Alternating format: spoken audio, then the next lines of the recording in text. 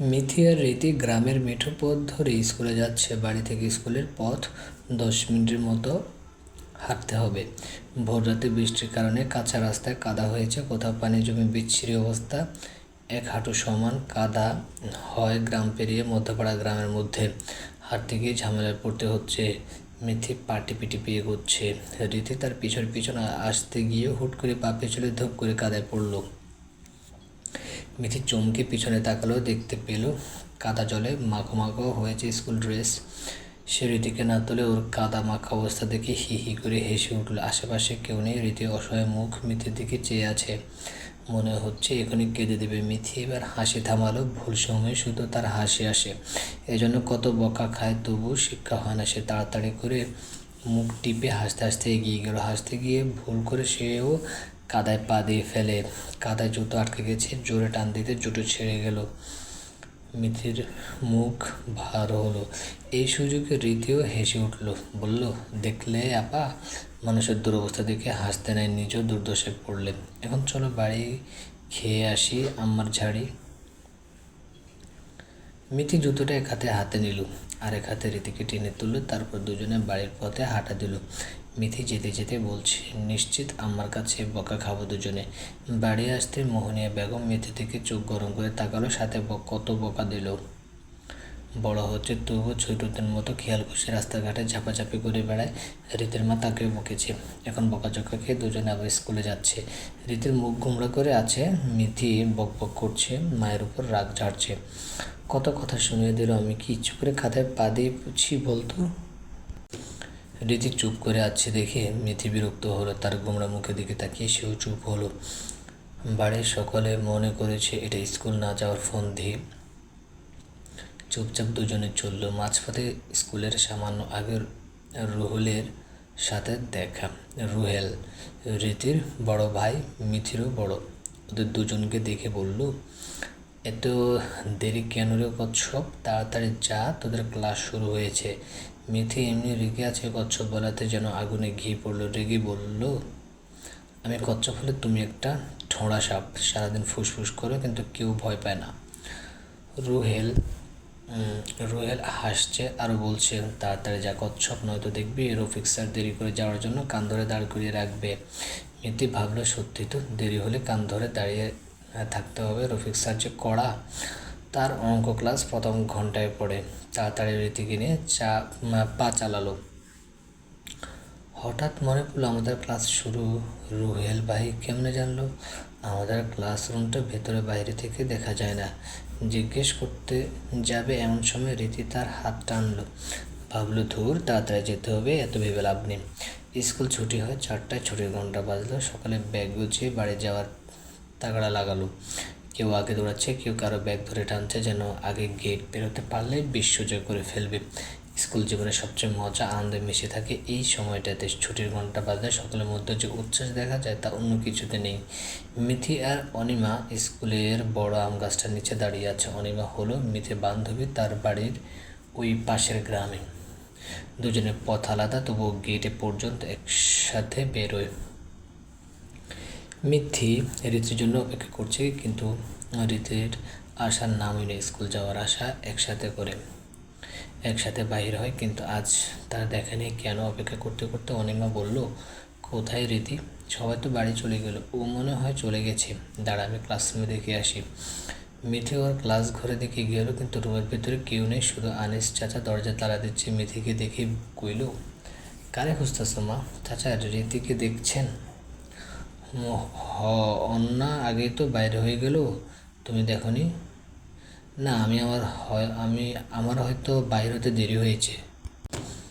মিথি ঘুরে আসলো। পথে তার প্রিয় শিক্ষকের সঙ্গে দেখা হলো। তিনি আমার যে ইংরেজি ক্লাস নেন, ভীষণ ভালো ভালো মনের মানুষ এবং সুন্দর পড়ান।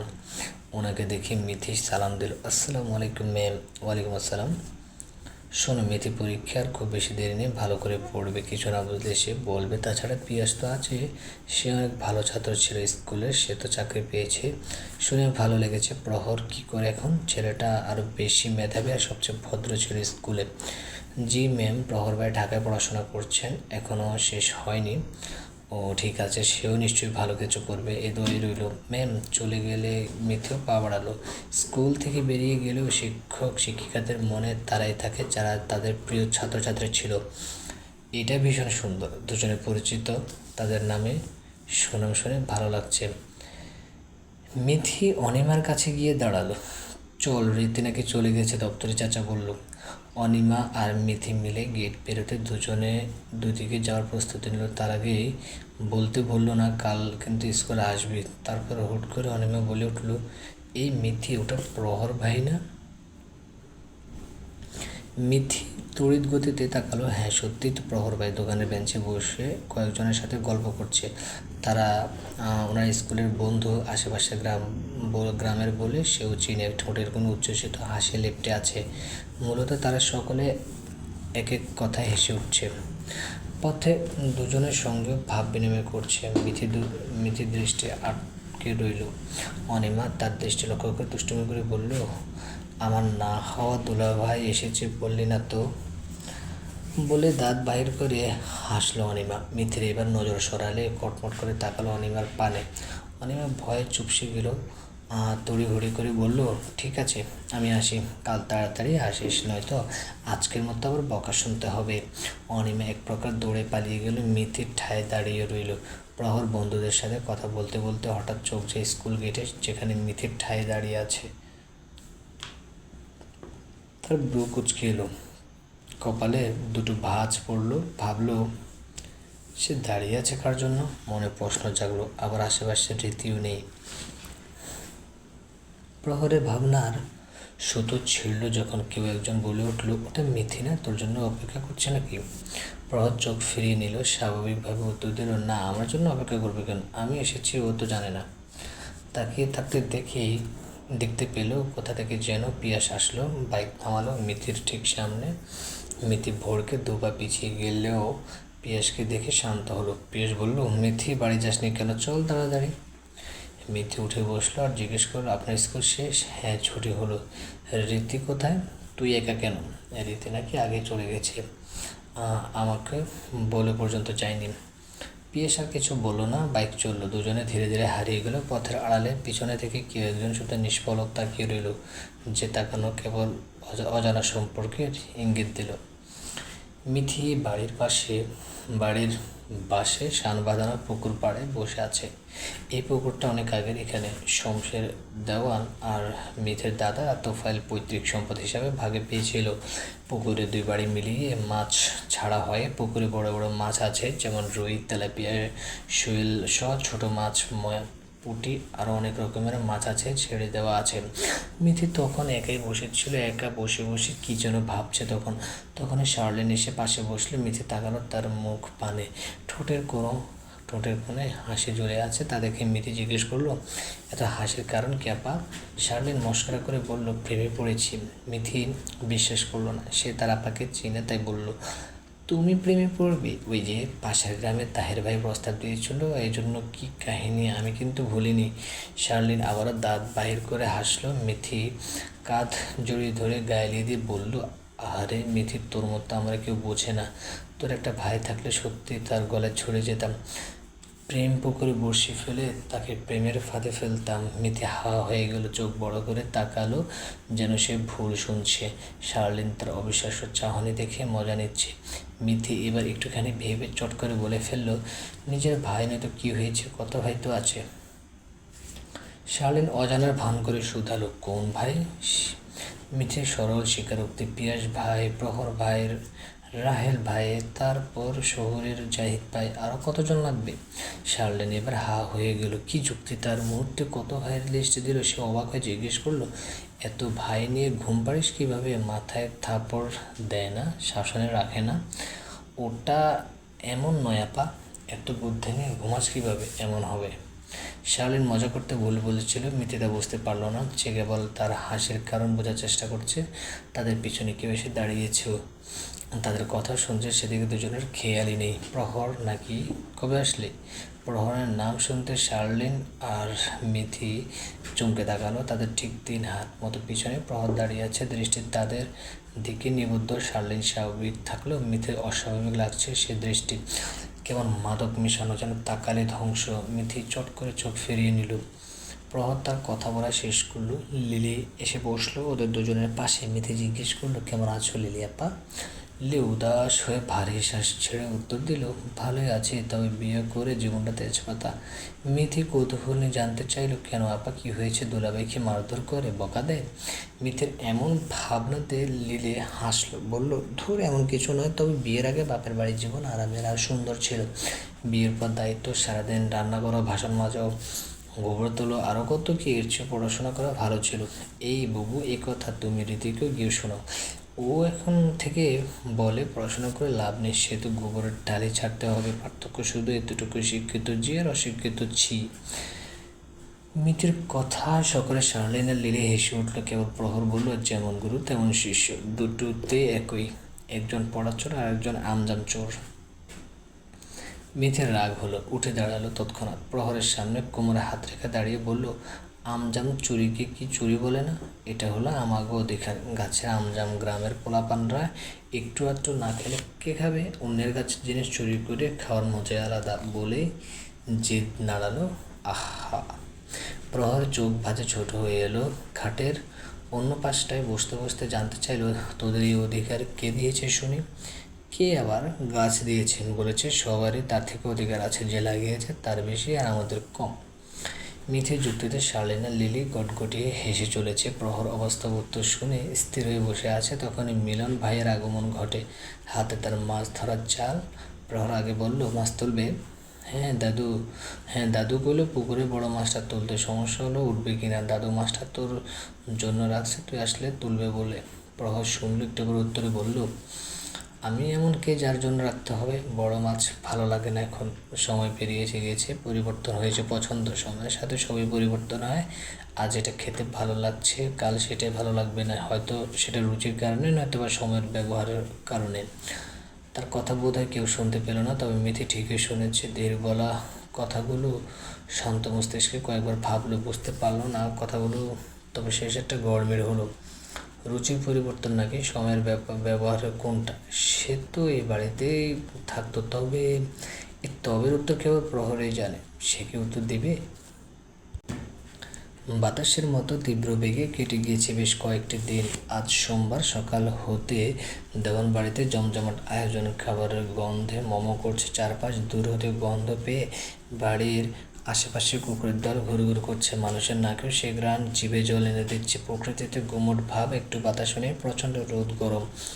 উঁচু ডালে বসে কাক ডাকছে, জানান দিচ্ছে তার তৃষ্ণার্ত। তার ঘরে বসে আছে। দুপুর থেকে সে ঘর থেকে বেরোয়নি। মূলত সে ইচ্ছে করে বেরোয়নি। মোহনিয়া বেগম ও রীতির মা ও বাড়ি গিয়েছেন সকাল হতেই। আজ শ্রাবণীকে দেখতে আসবে এবং বিয়ের পাকা কথা হবে। ছেলে পাশের গ্রামে নবনির্বাচিত চেয়ারম্যানের ছেলে, শহরে থাকে, ভালো চাকরি করে, এই জন্য সাহারা দেওয়া শামসুর দেওয়ান সকালে রাজি। মেয়ের বিয়ে দিতে হয়, ভালো ঘর পেয়েছে, তবে দেরি করবে কী করে? মিথি যায়নি ও বাড়ি। সেখানে মেরিনা আছে, তাকে দেখলে মুখশ্রী আধার করে রাখবে, কেউ না থাকলে কটু কথা শোনাবে। আর এসব ভালো লাগে না। মাঝে মধ্যে ভাবে মিথি, আমার অপরাধ কি? ফুফুর মতো দেখতে হওয়া না ভালো লাগছে না। বলেই মিঠে ঘর থেকে বেরোলো। ঝুঁকি দিল রীতির ঘরে। সেও নেই, হয়তো ও বাড়ি গেছে। এক ঘেমে বসে থেকে কোমরটা ছুটতে চাচ্ছে। উঠোনে বেরিয়ে গা আড়মোড়া দিল। কী রে, ছুরি বাড়িতে একলা কী করিস? এই বাড়ির যা, সবাই ওখানে আছে। এবারের কথা শুনে মিথি তাকালো। লাল টুকটুকে ঠোঁটখানা নড়াচ্ছে, মুখে পান দিয়ে। ভাতের আগে তার পান চাই, ভাত না খেয়ে থাকলে পান না খেয়ে থাকতে পারে না মিথি। বানুর প্রতি উত্তর মুখ বাঁকিয়ে বলল, ও বাড়িতে নিশ্চয়ই মানুষে ভরপুর। আমার এত মানুষ ভালো লাগে না। তুমি যাও, গিয়ে পান খাও আর নতুন নাচ জামাই দেখো। এরপরে তোরটা দেখে মরে যাইম। বুড়ির শখ কত, আমারটা এখনই হইব না। মিথির মুখ বাঁকানো কথা বানো ঠোঁটের কোণে হাসি রাখলো। মাটিতে পানের পিক ফেলে পড়ল, সময় উইলে বুঝবি, পাত্র তৈরি আছে, খালি তোর পরীক্ষাটা হোক। বানো কথাটা বলে আর থাকলো না। পান চিবোতে চিবোতে চড়ে গেল। মিথি ব্রুকুচকে তাকিয়ে রইল। দাদির দিকে বোঝার চেষ্টা করলে, কী বলে গেল বুড়ি? কি ঠিক করা আছে তোর? এইসব ভাবার সময় ভালো লাগছে না বলে মিথি বাড়ি থেকে বের হয়ে গেল। দরজা পেরোতে শুনতে পেল ওই বাড়িতে থেকে গোলমালের শব্দ আসছে। নিশ্চয় অনেক মানুষ এসেছে। মিথি অন্য পাশে যাওয়ার জন্য পা বাড়ালো। তখন বাড়ির ছাদ থেকে নবনী তাকে ডাকলো, মিথি এখানে আয়। না পা ভালো লাগছে না, পরে যাব বলি হাঁটা ধরলো তার মন ভালো করার জায়গায়। যখন খুব মন খারাপ থাকে কিংবা কিছু ভালো লাগে না, তখন তার প্রিয় জায়গায় পুকুর পাড়ে গিয়ে বসে থাকে। শান্ত জলের দিকে তাকিয়ে থাকলে তার মন ভালো হয়ে যায়। জলে গোধূলি বেলায়, সন্ধ্যাবেলায় পাখিরা দল বেঁধে নিড়ে ফিরে যায়, এসবে তার আনন্দ হয়। সোজা পুকুর পাড়ে গিয়ে মিথের পা থেমে যায়। শান বাঁধানো ঘাটে একজন বসে আছে, পরনে লুঙ্গি আর টি শার্ট, মুখ দেখা যাচ্ছে না, বিধা চিনতে পারছে এদিকে অচেনা পুরুষ আসবে না, হয়তো মিলন ভাই কিংবা পিয়াস ভাই হবে। এইভাবে মিথেও আরেকটি এগিয়ে গেল। কারো পায়ের আওয়াজ শুনে প্রহর পিছনে তাকালো।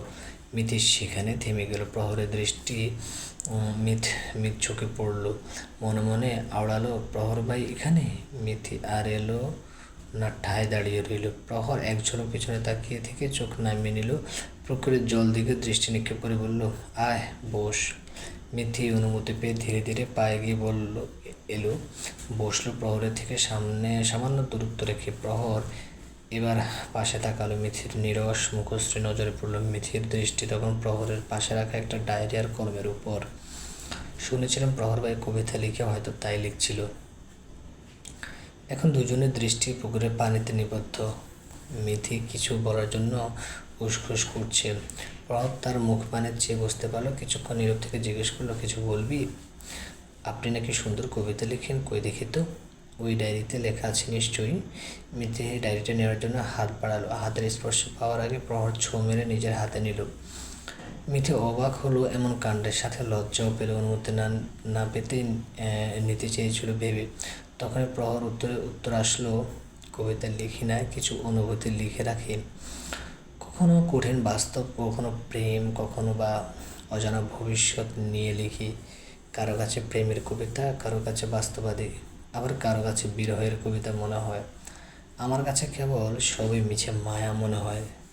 দেখা যায়, ভালোবাসা যায়, কিন্তু পাওয়া যায় না। ঠিক যেমন শীতের কুয়াশা ভোর হলে দেখা যায়, রৌদ্র নামলে মিলিয়ে যায়। মিথি হা হয়ে শুনল। কি ব্যাখ্যা!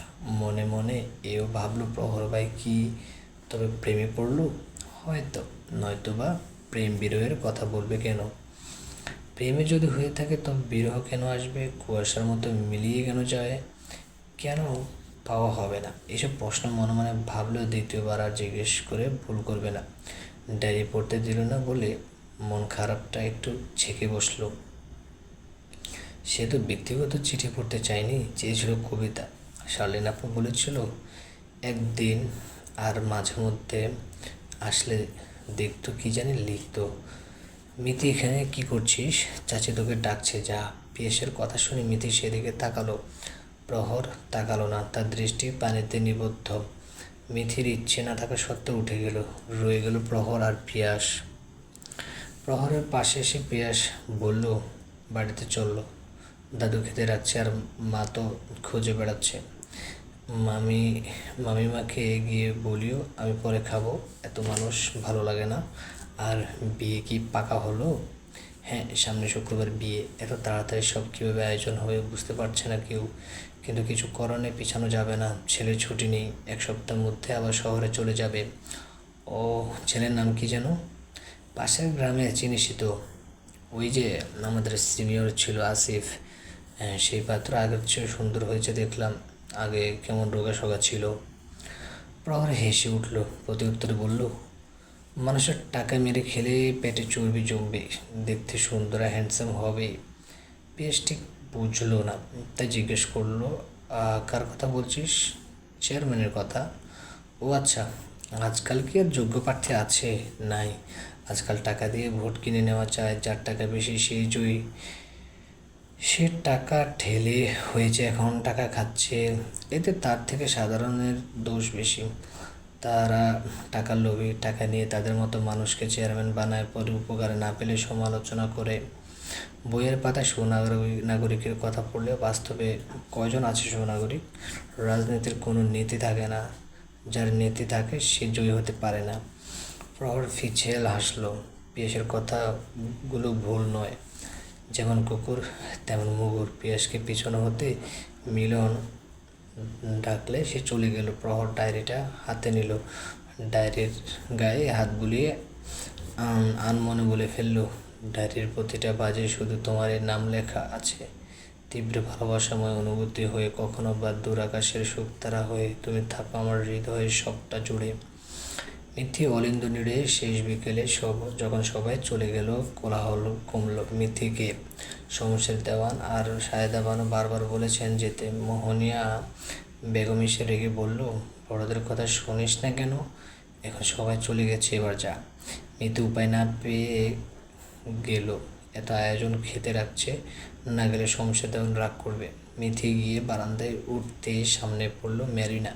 তাকে দেখে যেন চোখ জ্বলে উঠল। রাগে কিছু বলতে নিবে, তখনই সেলিম উপস্থিত হলো। স্ত্রীর দিকে তাকিয়ে বলল, ওর উপর ক্ষোভ জেরে কী লাভ? দোষ তো আমার ভাগ্যের, আমি ভালো নই তাই শাস্তি পাচ্ছি। পরবর্তী থেকে যেন না দেখে ওকে কিছু বলছো। মেরিনা রাগান্বিত মুখখানা আধারে নিমজ্জিত হলো। ছলছল চোখে স্বামীর পানে চেয়ে রইল। দৌড় দিল সেখান থেকে। সেলিম মিথির সামনে আসলো, মাথায় হাত বুলিয়ে দিয়ে বলল, মিথি, তোর পচা চাচ্চু কষ্ট দেওয়ার শাস্তি পাচ্ছে, যে সে শাস্তিতে সে দুঃখে দুঃখে মরছে। মিথি চমকে উঠল, ডোব গিলে তাকালো, মাথা নিচু করে রাখলো। সেলিম চলে গেল নিজ ঘরের দিকে। তিনি যেতে মিথি চোখ তুলল, ভাবতে লাগলো, এই কথা ছোটো চাচ্চু কী করে জানলো? এই কথা তো ছোটোবেলায় শুধু একজনকে বলেছিলাম, তবে কি তিনি বলছেন? আরে মিথিমণি, দাঁড়িয়ে আছিস কেন? মাকবুল বলল কথাটা। মিথির ছোট চাচা সে।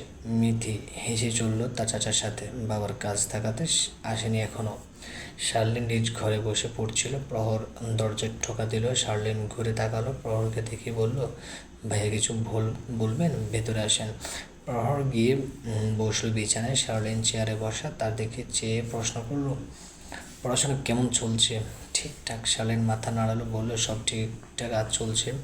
সামনে আরও বেশি সময় নেই, কয় মাস পর ফাইনাল পরীক্ষা। খালামণি কবে আসবে? কালই আসার কথা। আপনি এসেছেন শুনলে আগেই আসতো, কিন্তু আম্মা শুনোয়নি।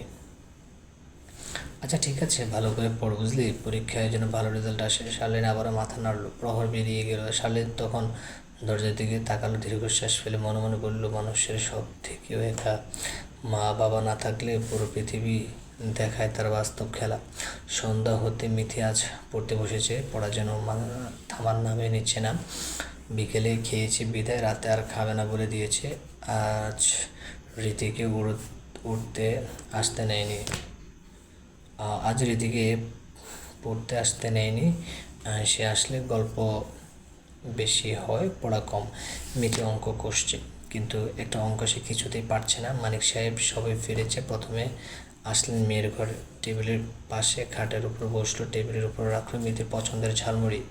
পাশের বাজারের নাম করা এক ঝালমুড়িওয়ালা আছে, কী যে মজাদার ঝালমুড়ি বানায়।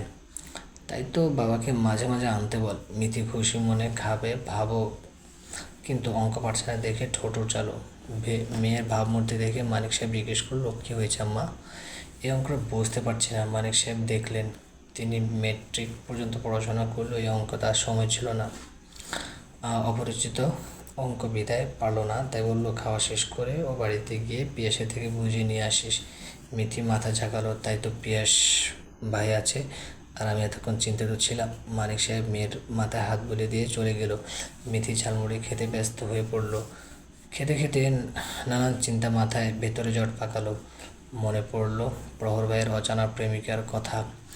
অমন নিশ্চুপ মানুষটাও কাউকে ভালোবাসতে পারে। অবশ্য ভালোবাসার অনুভূতি সবার মাঝে থাকে, কেউ প্রকাশ করে প্রেম পড়ে, কেউ অপ্রকাশিত রেখে দুঃখে দুঃখে মরে। মিথির খারাপ লাগলো কেন জানি। যার জীবন কষ্টে ভরা সে আবারও পাবে কষ্টের ফোয়ারা। ইস, যদি তাই চিনতাম তাহলে কিছু করার চেষ্টা করতাম, কিন্তু আমি তো চিনি না। মিথির খাওয়া শেষ হলো।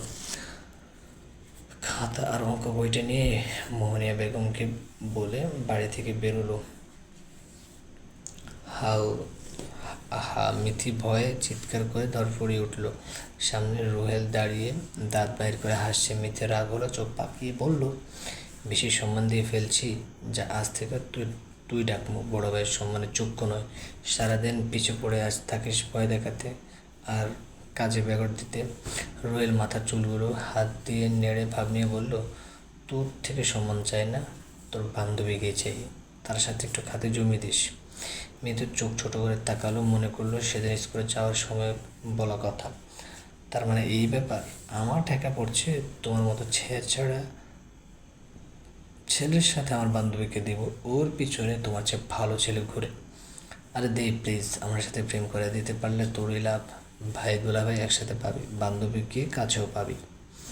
মিতি দেরি হচ্ছে, সে চলে গেল। উত্তর না দিয়ে রুহেল হতাশ হলো, মাটিতে আধ বাসা হয়ে মাথায় হাত দিয়ে বলল, শালার কপালে না আছে প্রেম, না আছে বিয়ে, আছে কেবল আম্মার গালি আর ছাটার বাড়ি। মিথি সোজা পিয়েসের ঘরের সামনে গেল, কিন্তু ঘরে কেউ নেই। আসার সময় দেখলো সবাই আনন্দ ঘরে। মিথি উপর থেকে পা বাড়ালো, নিচে আসতে নামতে সায়দা বানুর সঙ্গে দেখাতে মিথিকে দেখে অভিমানী হয়ে বলল, কিরে ছুরি, এখন দেখি তোরে পাওয়াই যায় না, কই থাকিস, এদিক মারাস না কেন? প্রহর আইছে বলে সে তো নিজেও তোর মতো লুকিয়ে থাকে একলা ঘরে দূরে। তোর দাদু তোরে ডেকেও পায় না। না না দাদি, তেমন নয়, কাল অনেক মানুষ আসছিল, এজন্য আসেনি। এত মানুষের ভিড়ে ভালো লাগে না। শ্বশুর বাড়ি বাড়ি গেলে তো ফাঁকা পাবি না। তোরে এমন ভরা সংসারে বিয়ে দেবো, কেমনে পালাস দেখ মনে। মিটি খাতা হাতে দাঁড়িয়ে কেন? সুচরিতা বেগমের কথা শুনে বলল, বড় আম্মা, তোমার কাছে যাচ্ছিলাম, পিয়াস ভাই কোথায়? কেন, কোনো দরকার? সে তো কি জানি কাজে তার বাবার সাথে বাইরে গেল। মিথির মন খারাপ হলো। যা, এসে কি লাভ হলো? একটা অঙ্ক বুঝছিলাম না, সেটাই বুঝতে নিতে এসেছিলাম। প্রহর আছে তোর কাছে, যা, ও অঙ্কে অনেক ভালো, পেশের থেকেও বেশি মার্ক পেত। সুচরিতা বেগম আবার রান্নাঘরে চলে গেল। মিথি দাঁড়িয়ে রইল, যাবে নাকি যাবে না এই চিন্তায়। সায়দা বানু পিছন থেকে বলল, প্রহর, তোর দাদুর গানের ঘরে আছে, যা অঙ্ক শিখে আয়। মিথি ধীরে ধীরে সিঁড়ি বেয়ে এগিয়ে গেল। গানের ঘরটার উপরে হলেও দাদা দাদির শোয়ার ঘর নিচে। সায়দা বানু তার ঘরে গেল। মিথি গান ঘরের কাছে যেতেই পা জোড়া থেমে গেল।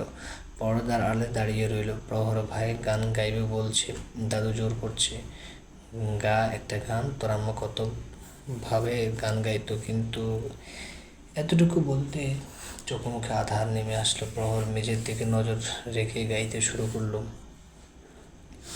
পূর্ণিমা সন্ধ্যায় তোমার রজনীগন্ধায়, রূপসাগরে পাড়ের পানে উদাসী মন্ধায়, তোমার প্রজাপতির পাখা আঁকা, আমার আকাশ চাও মুগ্ধ, চোখের রঙিন স্বপন মাখা, তোমার চাঁদের আলোয় মিলে আমার দুঃখ সুখের অবসান। প্রহর কয়েক লাইন গেয়ে থেমে গেল। চোখ তুলে তাকাতে গিয়ে দেখতে পেল শ্যামবর্ণের এক জোড়া পা।